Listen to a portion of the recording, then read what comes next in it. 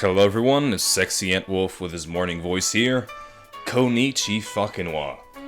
Learning is like puzzle solving, and art and all the fundamentals are like big puzzles. Why is this pose dynamic? Why isn't that one? Why does the anatomy look good here and why doesn't it look good there? You need to learn how to learn better so that you can improve faster. And why am I naked? And who is this man I'm drawing? Am I gay? I can't stop the loneliness. こらえきれず悲しみが止まらない Hello, welcome to my video. Should I close the door? Oh no? You're fine with the door open? Alright. There's a family in my place, so make sure you put some clothes on. I'm gonna give you 2 methods for you to stay healthy mentally while you're trying and obsessing over getting better at art, because that's how you get your attention from your whole family, because you're the art kid.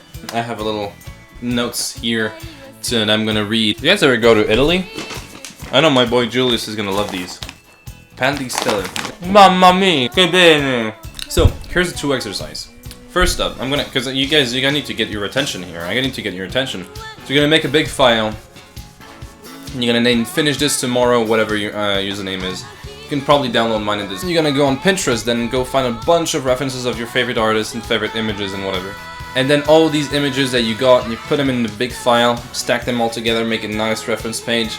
It doesn't need to be that detailed.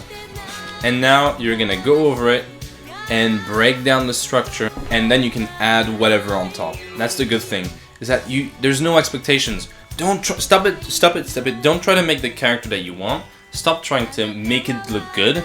If you feel like, if your brain is telling you, oh, that would be funny if there was a mushroom on his head, just make a mushroom. That would be funny if he had a like 10-foot nose. You can do that too. More chocolate. Even if it's a drawing of Timothée Chalamet, I don't know, just turning me into a clown, who cares?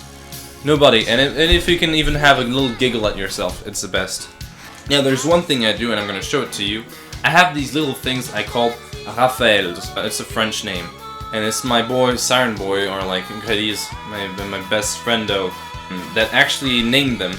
It's a little creature that I draw whenever I feel stupid and I don't know what to draw. Whenever I feel stuck, I just draw my own Raphael. It's a little like dinosaur giraffe. He's so cute. So one thing you gotta know whenever you're doing these sketch pages is that you needn't put expectations on yourself. It is good to have expectations, but at a certain level it becomes obsession. And all the students are doing this, where they start drawing, they love it, they decide they want to do it for a living, they start doing their own, like Google, they find Proko's drawing, they're like, oh my god, anatomy, I need to study anatomy, I need to study gesture, and they start doing this all over again. And some people, they just, catch on to it and they love it, but most people, and they're like, this is fucking boring, this is not what I want to do. But they don't know it, because they think that's how you get better at drawing. And by obsessing over getting better and getting better and getting better, or doing what's good for social media, or what the world is telling you that's gonna bring you happiness. Like if you see Sandra's Arts painting, a lot of people are gonna be like, oh my god, it's so cool, the light, and it's so cute, this is exactly what I need to do. Just basically people think it's exactly what success in art is. This is how it looks like, and so they strive to have this. And people are just losing themselves into it because they lose touch with the reason why they were drawing in the first place, what they actually like. Okay, Sam's drawings are very beautiful, and so are mine, but you don't need to you don't need to draw like me. You don't need to be me. You need to be you. You don't need to be Sam, you need to be you. So, and Sam is only the best right now because I think he's being the best version of himself. Try to be yourself, and being yourself is collecting taste. Think of yourself as a taste collector. It's only going to be better than the person you're trying to emulate if you let yourself be inspired by other sources and bringing them into one painting. Escaping the screen by doing a split. Ah, fuck, that hurts! A lot of people say try to draw every day. It is true that drawing every day obviously helps you, but don't draw all day every day. You need to rest. It's nice to get your head elsewhere. I think I am obsessed with drawing, but I sort of like I've come to a point where I'm able to sort of manage my obsession. It means doing other things or forcing myself out of my room to do other things, to go and meet friends and stuff, because it's very easy to get stuck in this loop and not finding. If your drawing is everything, then drawing is not refreshing, and you always have to find things within drawing that are refreshing. But if you are stuck in your room and you don't want to get out, here's some tips that you can do. Try to explore different cultures. Get your mind elsewhere virtually, so where you can go on Pinterest and pretend that you're observing another culture by just saving a bunch of pictures. I know why that works, because I did it. So just, if you feel like it, just go on Pinterest, grab a bunch of references of other people's cultures, and just inspire yourself from their aesthetic. Now, I should be careful because the tone the tone of my skin is not allowing me to talk too much about other people's culture, but here's my philosophy on it. I mean, look at Avatar. Look at the airbenders and the firebenders and the earthbenders and the waterbenders. The waterbenders are Inuit, South Pole type of, South Pole? South Pole, I think it's the South Pole. The firebenders are Japanese, the earthbenders are Chinese people, and I mean by Sing say, and I think the airbenders or the air nomads are inspired from Buddhism and Shaolin monks.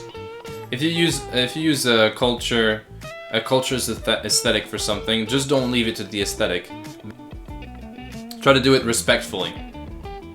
Don't just use it as a shiny paint or a commercial, you know, bad taste TV ad like they did whenever they're selling you ramen, like ramen cup noodles, and there's a Japanese guy with his katana speaking Japanese and cherry blossom behind it. Yeah, it's very cool and all, but it feels pretty shallow. Anyway, now I know I have my headset on my head, but I just wanted to make this video because I feel like a lot of people could use the advice. It's a pretty short, I don't know how long it's gonna last. Hopefully it doesn't last for too long. So yeah, hopefully this video is useful for y'all. Check out my Instagram, check out my Twitter, like this video, push the video out. You know, as much as you, the more if you guys like and comment, the more the video gets pushed out, and hopefully one day I get to get to buy a better camera for my videos. And remember, it's a marathon, not a race. So yeah, I should use my own advice actually. I should use my own advice, because I tend to not do what I preach others to do. And yeah, follow us in the description if you guys want to use these. And thank you for watching. Thank you, always. Bye bye.